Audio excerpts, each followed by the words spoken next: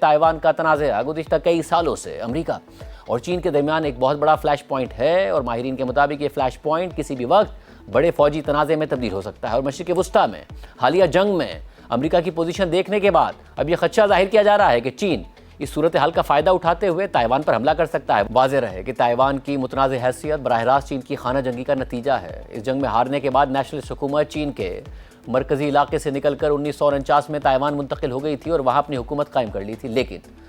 مین land چین کی حکومت اس سے غیر قانونی مانتی ہے اور تائیوان کو اپنے ملک کا لازمی اور ناقابل تقسیم حصہ سمجھتی ہے اور کہتی ہے کہ تائیوان کو آخرکار دوبارہ چین کے ساتھ متحد ہونا چاہیے، جبکہ امریکہ کے تائیوان کی حکومت کے ساتھ براہ راست تعلقات ہیں اور وہ چین کو کسی بھی کارروائی سے خبردار کرتا آیا ہے، اور خطے میں امریکہ کے فوجی اثاثے بھی بڑی تعداد میں موجود ہیں۔ ماہرین کے مطابق تائیوان کے معاملے پر چین اور امریکہ کے درمیان کشیدگی ایک کلاسک سیکیورٹی ڈیلیما کی مثال ہے۔ اگر چین اور تائیوان کے درمیان کوئی جنگ ہو جاتی ہے تو اس کے امریکہ کی سلامتی کے مفادات پر بڑے اثرات ہوں گے، کیونکہ امریکہ کو یہ فیصلہ کرنا ہوگا کہ وہ تائیوان کی مدد کرے گا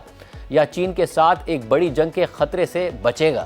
حالیہ برسوں میں تائیوان کے ارد گرد فوجی سرگرمیاں بہت بڑھ گئی ہیں۔ چین اپنی فوج کی صلاحیتیں مسلسل بہتر بنا رہا ہے۔ واضح رہے کہ تائیوان دنیا میں جدید سیمی کنڈکٹرز بنانے والا سب سے اہم ملک ہے، اور تائیوان کی ایک کمپنی دنیا کے تقریباً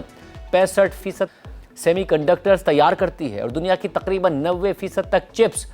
تائیوان میں تیار ہوتی ہیں۔ ایسے میں اگر چین اور تائیوان کے درمیان کوئی جنگ یا بڑا تنازعہ شروع ہو جائے تو دنیا کی سپلائی چین شدید متاثر ہو جائے گی، اور اس کا نقصان امریکہ سمیت کئی ممالک کو بھی ہوگا۔ اس ساری صورتحال میں یہ خدشہ ظاہر کیا جا رہا ہے کہ صدر ٹرمپ چین کے دورے کے بعد ایران سے متعلق اہم فیصلہ لیں گے، کیونکہ وہ ایران کے جواب کی وجہ سے فرسٹریشن کا شکار ہو چکے ہیں۔ ایسے میں یہ توقع بھی کی جا رہی ہے کہ چین ایران پر اپنا اثر و رسوخ استعمال کرتے ہوئے اسے جنگ ختم کرنے پر راضی کرنے کی کوشش کرے گا، مگر اب تک ایران جنگ سے متعلق کوئی ٹھوس پیش رفت یا کسی بات پر واضح اتفاق کی خبریں سامنے نہیں آئی ہیں۔ صدر ٹرمپ کے بیانات ضرور سامنے آئے ہیں، مگر چین کی طرف سے ایسی کوئی بات سامنے نہیں آئی ہے، اور اس ساری صورتحال میں